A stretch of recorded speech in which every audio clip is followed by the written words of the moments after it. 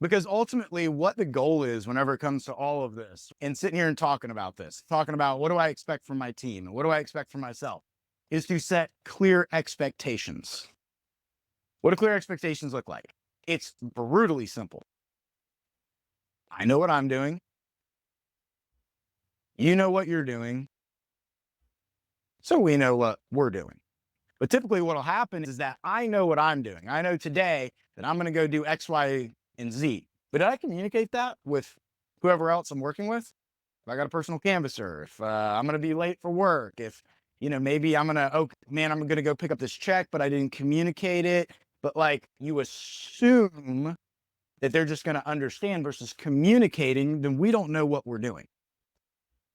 The more that you guys as a team, the more as this company can get to a we mentality. It's, hey, listen, like I'm communicating if I'm going to be late. I know I need to be there at 9. So if I'm not going to be there at 9, I'm going to let somebody know. I know whenever it comes to the way that I enter things into a calendar, it needs to be a certain way. I know that if I'm going to take off work, I need to be proactive and I need to think 30 to 40 days ahead of time so that I can let other people know so that we know what we're doing. Because the other thing is, whenever you look at the way that the supervisors answered in here, they are looking at a larger picture. So they need information, they need communication, because the higher you get on the leader board or the leader chain in leadership in whatever organization, whatever you're in, the more that you're going to need to know what everybody's doing. So that's why setting clear expectations, communicating these things, making sure that if we're going to be somewhere at this time, we're going to be here at this time. And that's what the expectation is. Or whenever it comes to closing, I am going to expect that on every single deal, I'm collecting a full deductible. That should be an expectation that each one of you guys have in your head. You should never walk into a deal and have a different expectation at all. You should have that very clearly defined based off of what your role is. But ultimately, you've got some accountability metrics in place, but you guys have to set that expectation for yourself walking in. That goes to that anticipated outcome.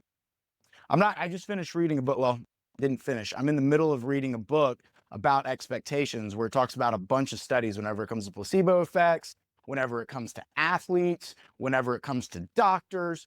And it's remarkable how much each one of those people that is interviewed talks about. It's not necessarily about what their body does, it's about what their brain tells their body to do. Like one of the greatest Olympic triathletes ever, he said, my body is just there. My brain is what is telling me what I'm going to do with my body.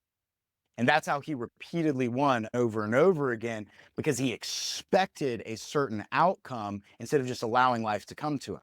Now, with all this being said, you can set clear expectations, but are the expectations that you have of yourself realistic? Because that's where you can get into trouble.